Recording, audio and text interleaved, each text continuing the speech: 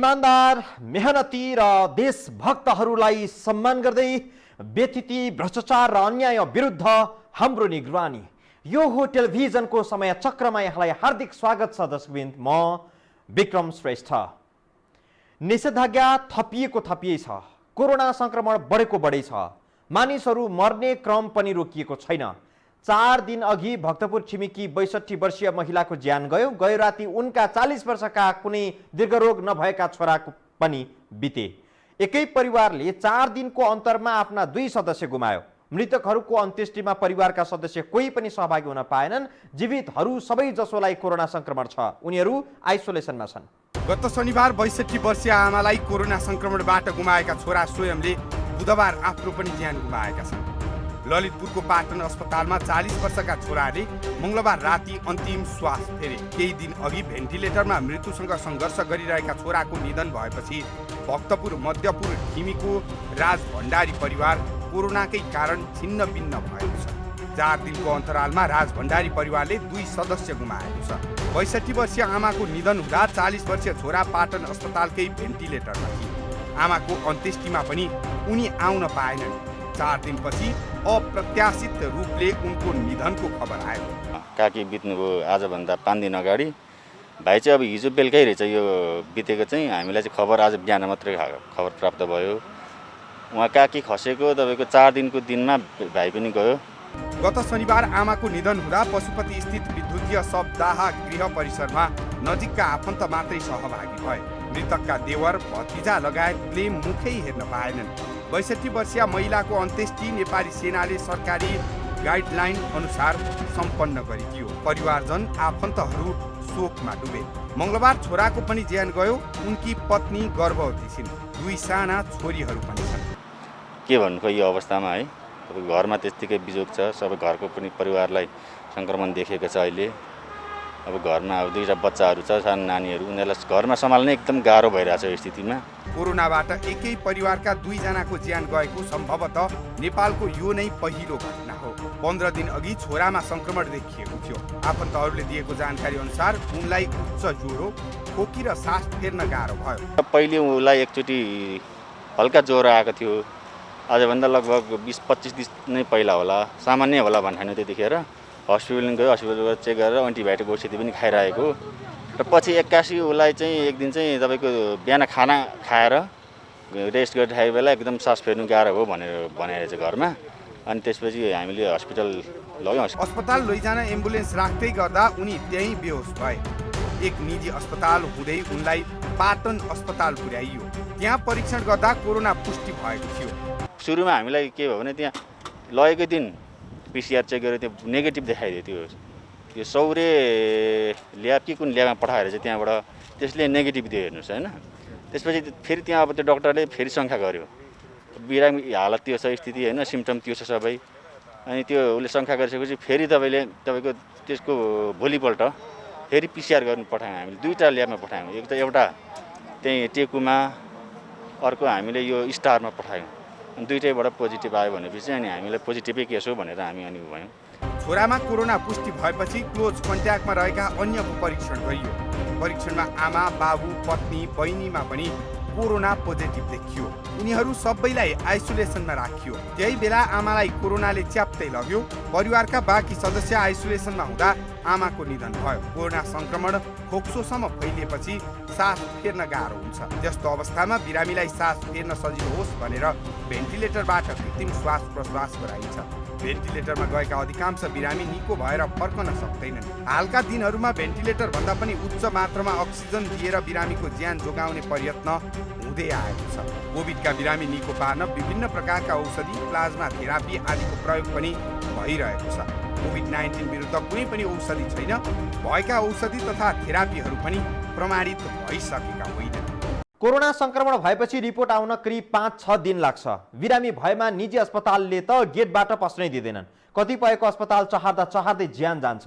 गै राति निधन भएका 40 वर्षीयको अन्त्येष्टि बुधबार अपराह्न 5 बजेसम्म हुन सकेन। सेना नआएसम्म शव दिन मिल्दैन भनेर दिनभर ती निराश आफन्तलाई अस्पतालले पर्खाइरह्यो। आफन्तहरू अस्पताल र आर्यघाटको चक्कर लगाइरहे। यो देशको सिस्टममा रहेकाहरूमा विनम्र अनुरोध छ हाम्रो। बाँच्न त गाह्रो भयो भयो, मरेपछि त शास्ति नदिनुहोस्। थप प्रसङ्गसहित आउँछौँ ब्रेकपछि। कोही महामारीको शिकार भएका छन्, महामारीबाट जोगिएकाहरू बेरोजगारी, गरिबी र भोकमरीको शिकार हुँदैछन्। कतैबाट पनि शिकार हुन नपर्ने वर्ग पनि छ यो देशमा, जसले कुनै पेसा, रोजगारी, उद्यम गर्नु पर्दैन। तर पनि त्यही वर्गको जीवन झलमल्ल छ। त्यो वर्ग कुन हो भन्ने कुरा हामीले भनिरहन नपर्ला। यो महामारी नियन्त्रणमा लिन राज्यले अर्बौं खर्च गरिरहेको छ। कुरा मिलाएर बुझ्दा त्यो पैसा जनताकै हो। त्यो बाहेक पनि घरमै बन्दी भएर सरकारी आदेशलाई साथ दिइरहेका जनताले अझै धेरै गुमाएका छन्। जनताले यति धेरै गुमाउने अनि सरकारी संयन्त्र चाहिँ हात बाँधेर बस्ने, यो न्यायोचित पटक्कै हुन सक्दैन। सरकारी संयन्त्रले हातै बाँधेर बसिरहेको तथ्य पेश गर्दैछौँ अबको प्रस्तुतिमा। लाखौं मानिसलाई रोजगारीबाट वञ्चित गरेर व्यापार व्यवसाय उद्योग ठप्प पारेर सरकारले कोरोना महामारी विरुद्ध लड्न देशका विभिन्न जिल्लामा अहिले निषेधाज्ञा लागू गरेको छ। भदौ 4 देखि काठमाडौँ उपत्यकाका 3 जिल्लामा पनि निषेधाज्ञा जारी छ। एक दिन नेपाल बन्द हुँदा गरी खाने वर्ग कसरी बाँच्छन् होला भन्ने प्रश्न उठ्यो। तर यसपटक त पहिलेको 3 महिना र यसपटकको फेरि आधा महिना लकडाउन भइसकेको छ। यति शास्ति खेपेर जनता घरभित्रै बस्न बाध्य छन्। कार्यक्षेत्रमा रहेको सरकारले चाहिँ यस्तो मौकालाई कसरी सदुपयोग गर्यो त? सरकारका लागि जनताले पुरै सडक खाली गरिदिँदा कोरोना नियन्त्रणका लागि के काम भए, यो विषय सबैभन्दा महत्त्वपूर्ण भएको छ। निषेधाज्ञाकै बेला विभिन्न स्थानमा रहेका कोरोना संक्रमितहरूको पहिचान गर्ने, उनीहरूलाई समुदायबाट अलग गर्ने र उपचार गर्ने स्वास्थ्य तथा जनसङ्ख्या मन्त्रालयको योजना थियो। समुदायबाट संक्रमितहरूलाई छानेर निकाल्दा संक्रमण थप फैलन पाउँदैन। यसमाथि निषेधाज्ञा नै भएपछि संक्रमण फैलनबाट जोगिने सरकारको आकलन थियो। यसका लागि सरकारले बृहत रूपमा कोरोना परीक्षण गर्नु पर्थ्यो। तर सरकारले यो 2 हप्ता पनि त्यस्तो खास केही गरेन। निषेधाज्ञा लगाउँदा र नलगाउँदाको बेलाको PCR परीक्षण लगभग उस्तै छ। जस्तो कि साउन 22 देखि भदौ 3 सम्म उपत्यकामा 46,554 परीक्षण भयो। लकडाउन सुरु भएपछि अर्थात् भदौ 4 गतेदेखि भदौ 15 गतेसम्म 47,162 परीक्षण भएको छ। अर्थात् लकडाउन गरेका कारण 608वटा मात्रै बढी PCR परीक्षण भएको छ। यही 608वटा PCR परीक्षणका लागि 2 हप्ता जनतालाई घर घरमा थुनेर रोजगारीबाट विमुख गरेर व्यापार व्यवसाय चौपट पारिएको त स्वाभाविक भन्दा 600वटा बढी PCR परीक्षणका लागि यति चर्को मूल्य किन तिराइयो? जनता घर घरमा बेरोजगार भएर बसिरहँदा सरकारी संरचना पनि हातै बाँधेर बसेको देखियो। सरकारी निकायको काम भन्नु नै निषेधाज्ञा लागू गरिदिने अनि जनतालाई फुर्सदिलो बनाइदिने र आफू पनि निदाएर बस्ने जस्तो देखिएको छ। जीवनको रक्षा गर्नु पनि सरकारको दायित्व हो र जीवन रक्षा हुने बित्तिकै जीविकोपार्जन पनि बराबर प्राथमिकतामा पर्छ। रोगको साथसाथमा रोगले मर्नु भएन भने भोकले पनि मर्नु भएन। यो दुईटै सिद्धान्तबाट हामीले अगाडि बढ्नुपर्छ। कम्तीमा यो 2 सातामा सरकारले लगभग सबै कोरोना संक्रमितलाई समुदायबाट आइसोलेट गरिसक्थ्यो। अझै पनि छिटपुट हुन सक्छन् भन्ने सन्देश दिन सक्नु पर्थ्यो। यही शैली हो भने त सरकारले 5 वर्ष लकडाउन गरे पनि कोरोना संक्रमण नियन्त्रणमा आउँदैन। संक्रमण नियन्त्रणमा लिने विधि र मोडलहरू छिमेकी मुलुक चीनबाट अनुसरण गर्दा पनि हुन्छ। चीनले वुहानका 1,10,00,000 मानिस सबैको कोरोना परीक्षण 10 दिनमा सिद्ध्याउने लक्ष्य राखेर परीक्षण अघि बढाएको थियो। नेपालमा पनि कम्तीमा 2 सातामा संक्रमित सबैको पहिचान गरिसक्ने लक्ष्य राख्नु पर्थ्यो। भक्तपुर ठिमीको त्यो परिवार जसले 2 सदस्य गुमायो, अझै यस्ता घटना नथपिने ग्यारेन्टी छैन। आफन्त गुमाउनुको पीडा कुनै न कुनै समयमा हरेकले खेपेकै हुन्छन्। सिनेमाका जस्ता कहानी घर घरमा तयार हुँदैछन्। सयौं उपन्यासलाई पुग्ने वियोगान्त कथा तयार भइरहेका छन्। यो सितिमिति विषय हुँदै होइन।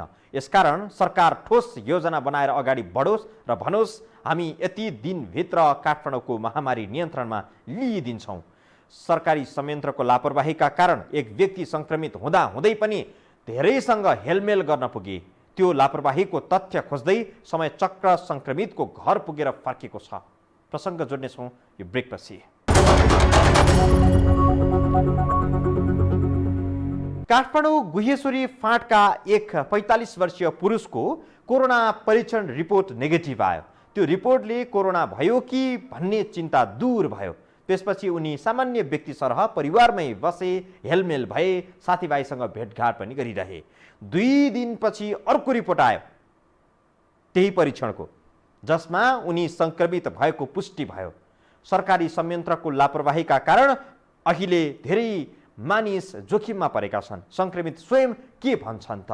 काठमाडौँको गुह्येश्वरी फाँटका एक 45 वर्षीय पुरुषको कोरोना परीक्षण रिपोर्ट गलत आउँदा अरू धेरै मानिसहरू जोखिममा परेका छन्।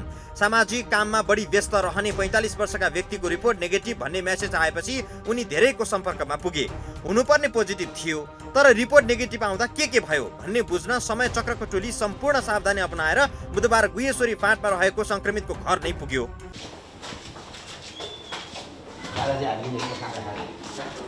यो कोठामा बस्नु भएको छ। सङ्क्रमित भए ठाउँ पुग्दा उनलाई ज्वरो आइरहेको रहेछ। ज्वरो बाहेक अन्य लक्षण खासै नरहेको उनले बताए। कोरोना सङ्क्रमण हुँदाहुँदै कसरी रिपोर्ट नेगेटिभ आयो त भन्ने प्रश्नमा उनले सरकारी संयन्त्रकी कमजोरीका कारण यस्तो भएको उल्लेख गरे।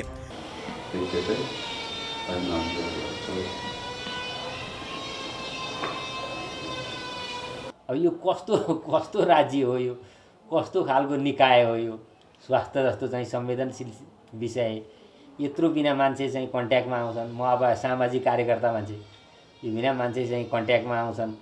अब सबैको यो राज्यलाई घाटा भएन? हेर्नुहोस् त, यो 30, 40, 45 जना भएछन् त यो चाहिँ छैन भनेपछि मान्छे सम्पर्कमा। सङ्क्रमितले भदौ 12 गते कोरोना परीक्षण गराएका थिए। त्यसको रिपोर्ट भदौ 14मा SMS मार्फत नेगेटिभ रहेको भनेर दिइयो। रिपोर्ट नेगेटिभ आएपछि उनले आफूलाई ज्वरो आएको भन्ने फेसबुक स्ट्याटस हटाएर कोरोना नभएको स्ट्याटस राखे। यस्तो स्ट्याटस राखेपछि बिरामीलाई भेट्न उनका इष्टमित्रहरू पनि आउन थाले। अनि अब मेसेज यसलाई चाहिँ कोभिड भएछ भन्लान् भनेर फेरि चाहिँ नेगेटिभ आएको फेरि हाल्ने भइरह्यो क्या। नेगेटिभ हालिदिएपछि त झन् धेरै मान्छे आए। अब नेगेटिभ भइसकेको छ, किन बिरामी भनेर धेरै आए। त्यसले गर्दा झन् चाहिँ त्यो धेरै मान्छेसँग सम्पर्क भयो कि। घरकै 18 जना सदस्यसँग पनि उनको हेलमेल भयो। घरमा केही बालबालिका पनि छन्, तर यसको 2 दिन अर्थात् भदौ 16मा जनस्वास्थ्य कार्यालयबाट अर्को फोन आयो र भनियो तपाईलाई कोरोना पोजिटिभ देखिएको छ, घरमै आइसोलेसनमा बस्नुहोला। यो बेलासम्म सङ्क्रमितले 45 जनालाई भेटिसकेका थिए। एउटा रिपोर्ट गलत हुँदा यसको दुष्परिणाम जे पनि हुन सक्छ। सरकारी संयन्त्रले गरेको यस्तो लापरवाहीबाट सङ्क्रमित पनि आश्चर्यमा परेका छन्। अनि यो मलाई अलिक चित्त बुझेन कि नेपाल सरकारको यो गराइ। यो गर्नु छ भनेदेखि चाहिँ के बरु 1 घन्टा 2 घन्टा 4 घन्टा बरु रिपोर्ट ढिलो दिनु, मान्छेलाई आइसोलेसनमा बस्नुहोस् भनेपछि बस्छ। बसेपछि त चाहिँ सही दिनु पर्यो नि त रिपोर्ट त। सङ्क्रमितसँग सम्पर्कमा रहेका 45 जनाको हिसाब निस्किसकेको छ। उनीहरूले परीक्षण आउँदो शुक्रबार गरिने जनस्वास्थ्य कार्यालयका कर्मचारीहरूले जानकारी दिएका छन्। होइन भने नेगेटिभ पोजिटिभ एउटै व्यक्ति कसरी आउँछ? एउटै रिपोर्टमा फेरि सरकारले मेरो सिस्टम बिग्रियो भनेर पाउँछ? सरकारले त सिस्टम बिग्रियो भनेदेखि त्यो म्यासेज पठाउनै हुँदैन। म्यासेज पठाएपछि मान्छेलाई अर्को हुन्छ। अहिले त्यतिखेरै हामीले थाहा पाएको भए अर्कै हुन्थ्यो नि त केसै। अब अहिले आएर हामीलाई चाहिँ अब यत्रो सबैतिर हेलमेल हुँदैन थियो होला, यत्रो 40-45 जना मान्छेसँग हेलमेल हुँदैन थियो होला। हामीले त्यो नेगेटिभ आएर त साथीभाइहरू नेगेटिभ भएको भनेर यहाँ घरमै आउनुभयो। रिपोर्ट गलत नभइदिएको भए वा गलत सूचना दिन हतार नगरिएको भए सङ्क्रमित स्वयंले सावधानी अपनाउँथे। गलत सूचनाका कारण उनी निष्फिक्री भएर मानिसहरूसँग भेटघाट गरे, जसका कारण अहिले धेरैलाई तनाव भएको छ। एउटा रिपोर्ट गलत हुँदा यसबाट कहाँ कस्तो प्रभाव पर्छ भन्ने यो उदाहरणबाट पनि बुझ्न सकिन्छ। सङ्क्रमितको सम्पर्कमा रहेकाहरूले अब आफ्नो रिपोर्ट नआउँदासम्म तनाव झेल्नुपर्ने स्थिति छ। त्यो अवधिमा क्वारेन्टाइनमा बस्नै पर्ने हुन्छ। रिपोर्ट नेगेटिभ आए त त्यसपछि तनाव केही कम हुन्छ, तर पोजिटिभ आएमा फेरि आइसोलेसनमा बस्नुपर्ने हुन्छ। एक PCR परीक्षणको शुल्क 4500 पर्ने बताइन्छ। यो हिसाबमा पनि 45 व्यक्तिको PCR परीक्षण गर्दा 2,25,000 रुपैयाँ खर्च हुनेछ। अन्य क्षतिको त यसमा हिसाब नै गरिएको छैन। यति बेलासम्म पनि सरकारले यसरी कोरोनाको टेस्टलाई नजरअन्दाज गर्दा एउटा सङ्क्रमण झन समुदाय स्तरमा फैलने सन्तास बढ्दै गएको छ। यो हो टेलिभिजनका लागि क्यामेरामा सञ्जय घिमिरेका साथ दिपेश घिमिरे, काठमाडौँ। हाम्रो उद्देश्य कोरोना महामारीमा आतंक फैलाउनु वा मानिसहरूलाई भयभीत पार्नु होइन। यो महामारीमा मानिसहरूको ज्यान गइरहेको छ। धेरै मानिसहरू गम्भीर अवस्थामा पुगेका छन्। यो तथ्य लुकाउन पनि सकिन्न। यसकारण हरेकले सावधानी अपनाउनुको विकल्प छैन, किनभने हालसम्मका लागि कोभिड-19 को कुनै उपचार पनि छैन। दर्शकबिन, समय चक्रका साथै यस टेलिभिजनका सम्पूर्ण समाचार बुलेटिन कार्यक्रम यो हो टेलिभिजन.com, यो खबर.com, युट्युब र फेसबुकमा पनि पढ्न र हेर्न सक्नुहुनेछ। मोबाइलमा यो टिभी एप डाउनलोड गरी हामीलाई प्रत्यक्ष हेर्न सक्नुहुनेछ। समय चक्रको आजको प्रस्तुति भने सकियो। बिदा दिनुहोस्। नमस्कार।